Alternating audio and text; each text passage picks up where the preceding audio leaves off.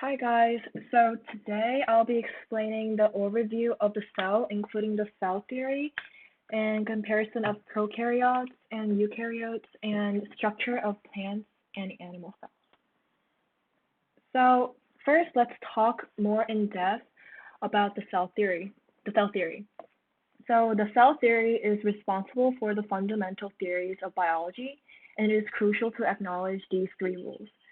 So the first rule of the cell theory is that all living things are composed of cells.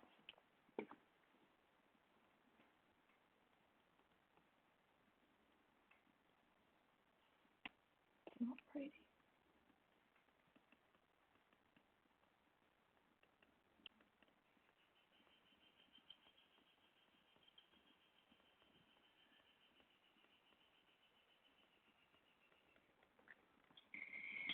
This means that you and I are both made up of thousands and millions of cells, and any object you see are all composed of this tiny particle. Next, cells are the basic unit of all organisms.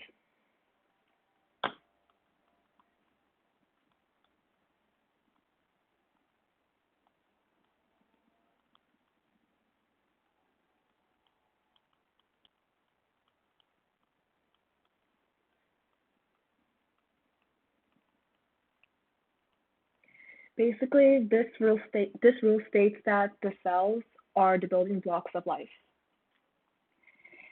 Next, and the last rule is that the cell theory is that all cells arise from pre-existing cells. So all cells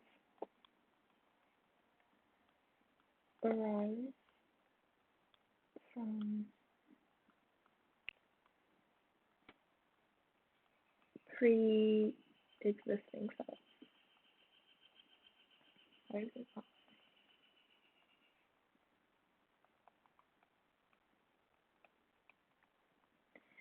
So this rule states that cells don't just magically appear from nowhere. The cells are produced by copying and duplicating itself throughout the cell cycle. So these three rules they make up the fundamental theories of biology and help lay groundwork for all the biological research. Like that, fundamental theories of biology.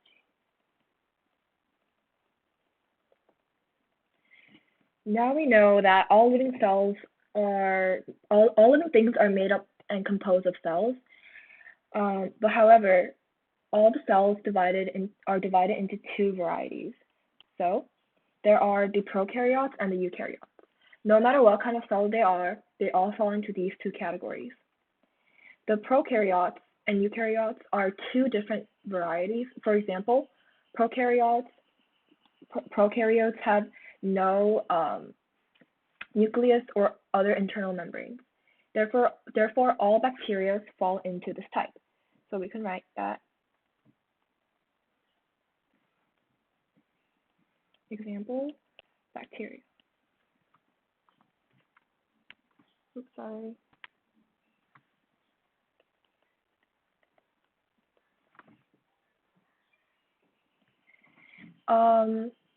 Okay, so yeah, therefore all the bacteria fall into this type. Eukaryotes, however, has a nucleus and are more complex than prokaryotes. Therefore, it includes every form of life other than bacteria, such as plant and animal cells. So, oops, you can just write that. My pen is like breaking.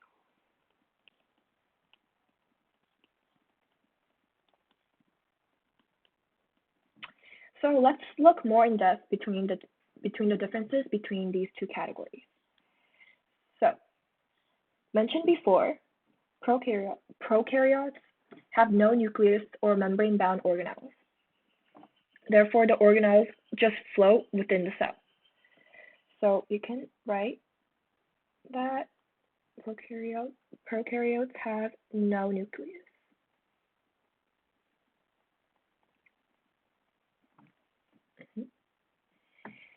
In contrast, the eukaryotes have a nucleus and other organelles surrounded by membranes, such as mitochondria.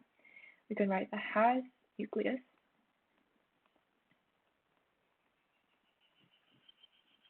Next, prokaryotes. Prokaryotes contain plasmids. So plasmids are a genetic structure in a cell that can replicate independently of chromosomes.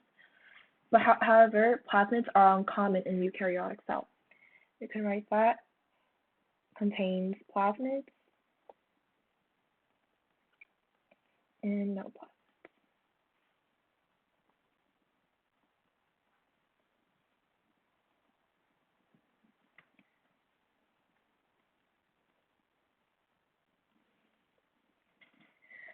There is also a size difference between ribosomes, which is a site of protein synthesis. Prokaryotic cells often have a smaller ribosomes compared to eukaryotic cells. You can write that, small ribosomes.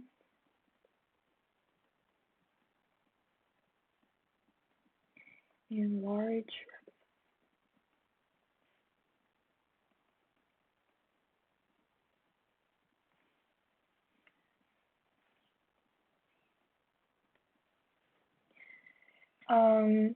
In prokaryotes, there are no cytoskeletal elements, while in eukaryotes, cytoskeletal elements such as microtubules and microfilaments are present.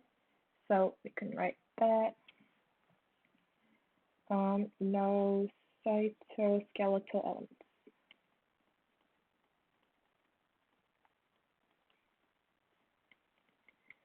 While the eukaryotes do have cytoskeletal elements.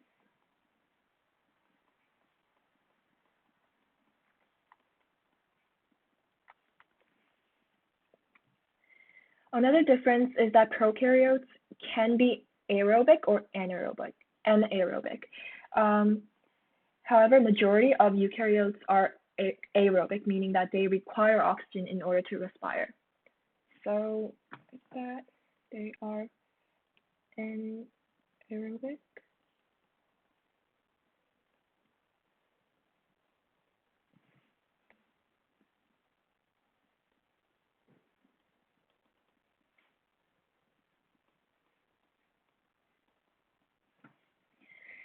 Finally, prokaryotes have tough external cells. Meanwhile, eukaryotes only have a cell membrane on their external cells.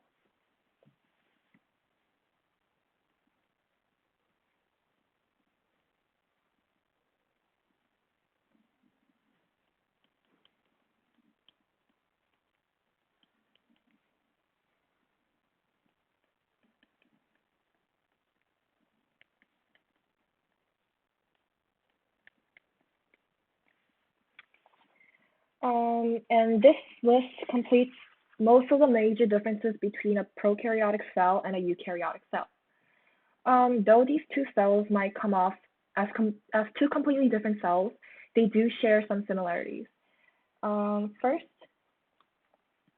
they both hold DNA, which is an important thing that all cells must carry because this is their genetic information. So DNA.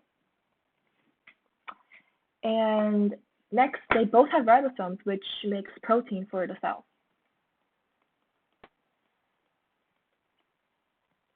We also have cytoplasm, which is a fluid that fills cells and gives them its shape.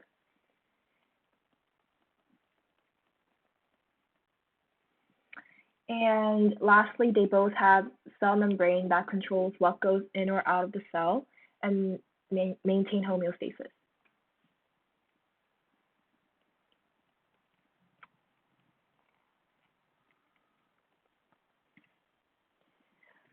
Here is a figure that compares the two cells.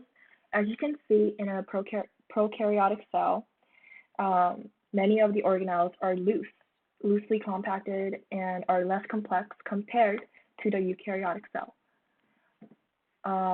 And there you have it, the similarities and differences of prokaryotes and eukaryotes. Now, let's talk more about the eukaryotic cell, which I mentioned before.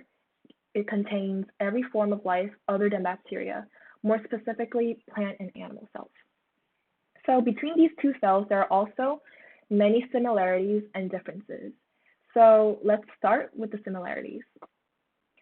First, we all know that they're both eukaryotic, meaning they both have nucleus and have a membrane-bound organelle, such as, and they also perform aerobic respiration. So we can write they're both eukaryotic.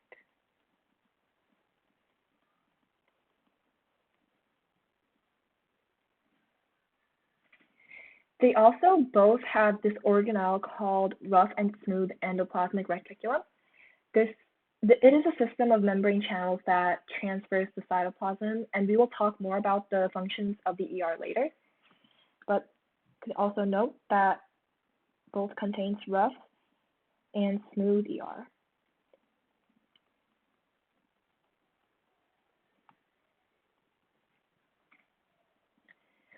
They also both contain a Golgi body, which modifies what was produced in the ER.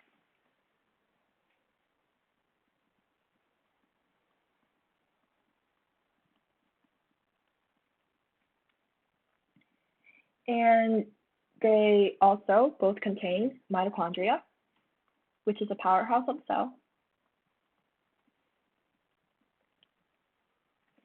And to list some more, they also both contain ribosomes, cytoskeleton,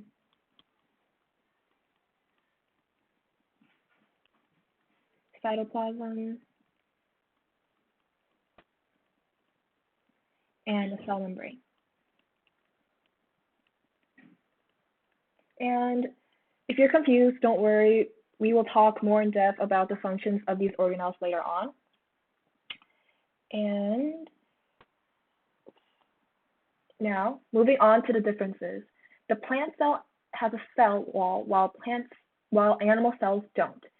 A cell wall is a protective semi-permeable outer layer of a plant cell and gives plants its strength and structure. So we can write that,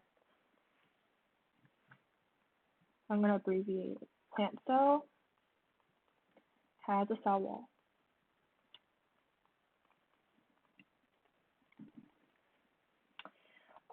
The plant cell has a larger central vacuole than an animal cell due to the amount of water the cell must hold to maintain its shape.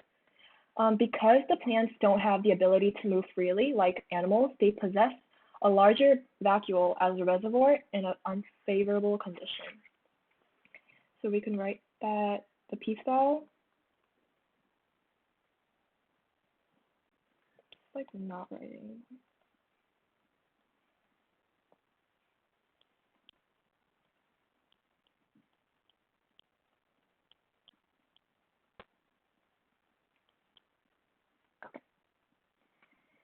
The plant cell also has no lysosomes, which are organelles that breaks down the cell parts. The plant cells don't need lysosomes because they have cell walls that are tough enough to keep foreign substances that lysosomes would usually digest out of the cell. Right, that plant cell has no lysosomes.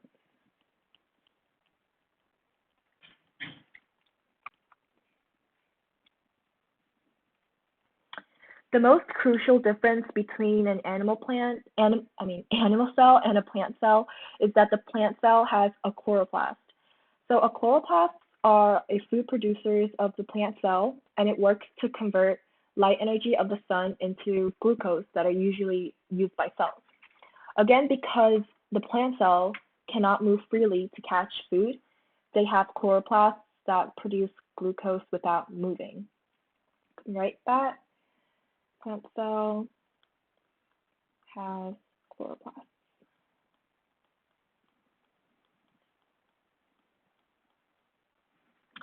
And finally, the plant cells do not have centrioles. So instead of forming a spindle fiber like an animal cell does during mitosis, plant cells use the Golgi bodies to divide. So I can write that P cell has no centrioles.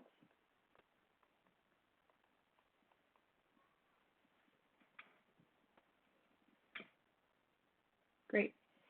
Next, we will move into the structures and the functions of each organelle found in the cell, starting with the nucleus.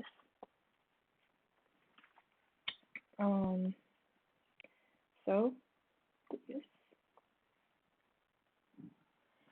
the nucleus contains chromosomes made of DNA, and chromosomes contain genes which are bits of DNA that code for polypeptides. The nucleus is surrounded by a selectively permeable double membrane that allows for the transport of a large molecule. And so we can simply just write that it contains chromosomes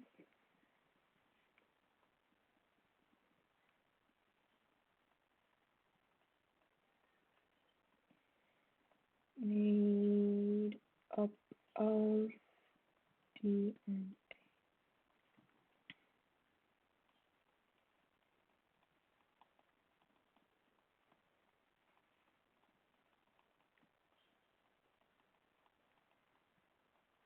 Next, we have the nucleolus, which is a region inside the nucleus of a cell that is not dividing. In this region, the components of ribosomes are synthesized.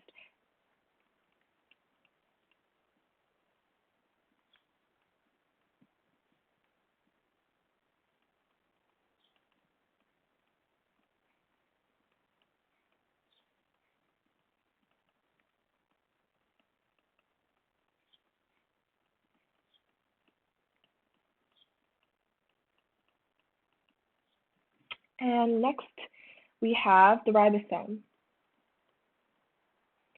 So the ribosome is a site of protein synthesis, and the ribosomes are made up of ribosomal RNA and protein. You can write that, the site of protein synthesis.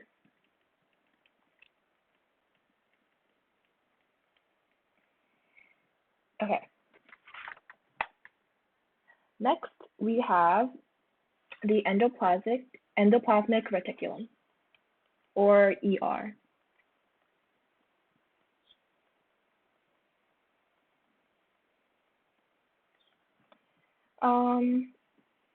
Endoplasmic reticulum is a system of membrane channels that traverse the cytoplasm. There are two types of ER, and which is the smooth ER and the rough ER. So write that system of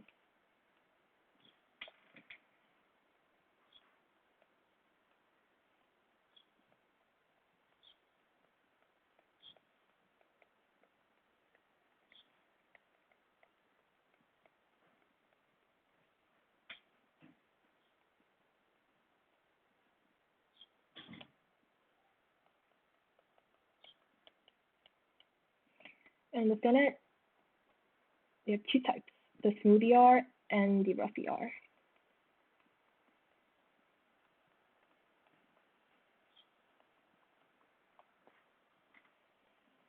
So the smooth ER has many functions, such as synthesizing steroid hormones and other lipids.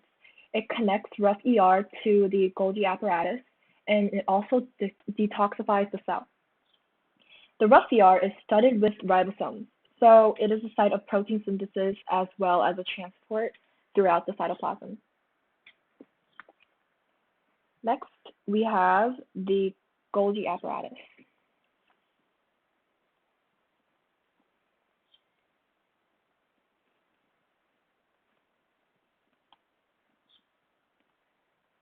Oh my god, it's not writing. Okay.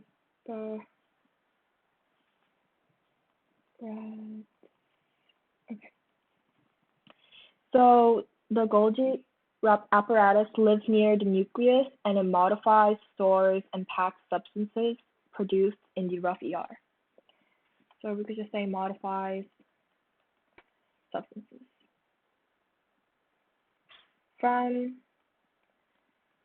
rough ER. Next, we have the lysosome.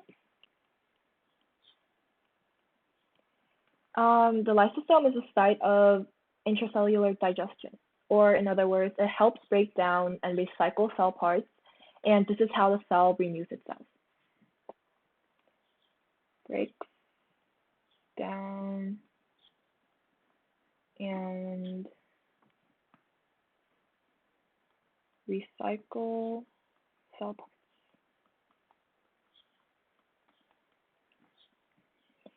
And next we have the mitochondria.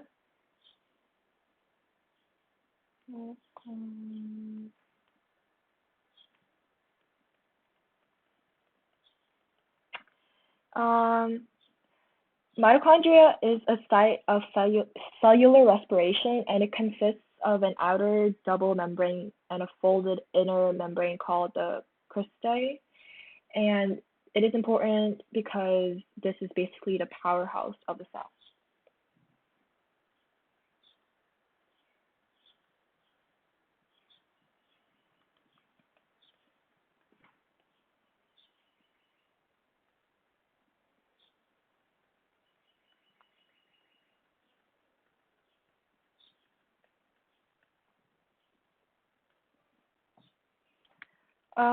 Next, we have the vacuole.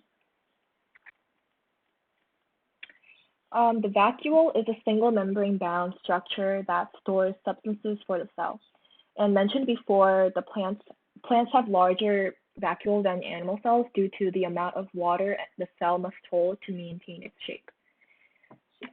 That stores substances. And we have the vesicle. The vesicle, they're basically tiny vacuoles that are found in many places in the cell, such as the axon and the neuron. Basically, it's like the tiny version of the vacuole.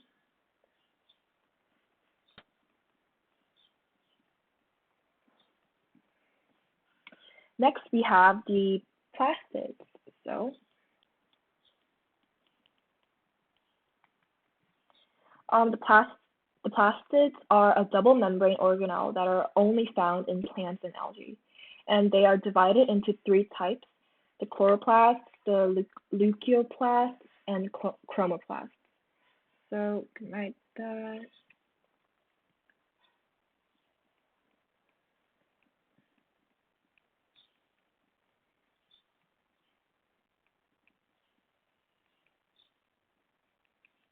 And the chromoplast.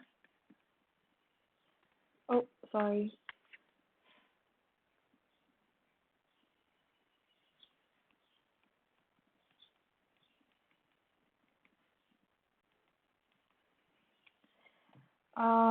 So, yeah, chloroplasts are a green organelle that contains chlorophyll, and this is the site of photosynthesis where they convert sun's light into glucose for the plants. Site of photosynthesis. The leucoplasts are colorless and they store starch.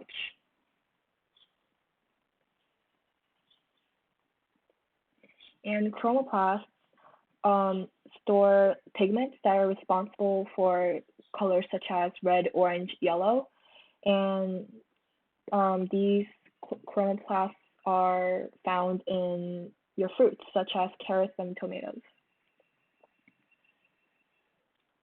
You could say that has pigments.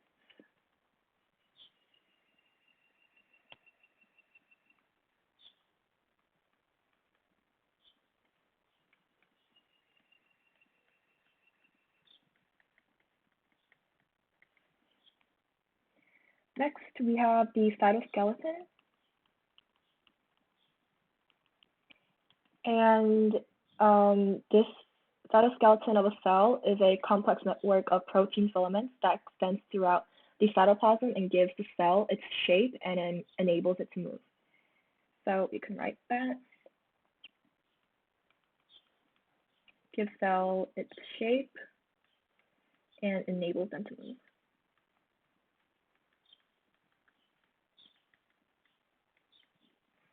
And moving on to the last 5, we have the centrioles, or we could say centrosomes. So these are basically, they organize some spindle fibers required for cell division. And remember that only animal cells have centrioles and centrosomes. Plant cells instead have like a microtubule organizing regions. Say it organizes spindle fibers. Moving on, we have the cilia and the flagella. And they basically move liquid past the surface of the cell.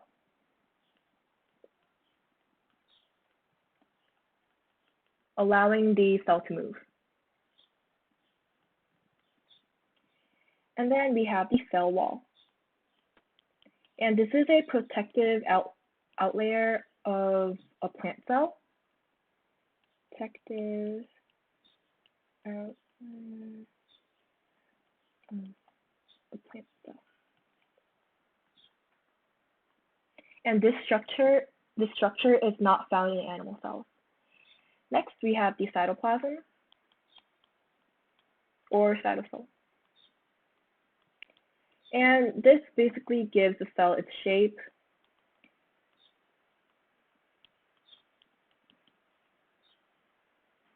So its shape, sorry for the mess in writing, and keeps organelles in place. Lastly, we have the cell and plasma membrane. And this controls what goes in and outside of the cell.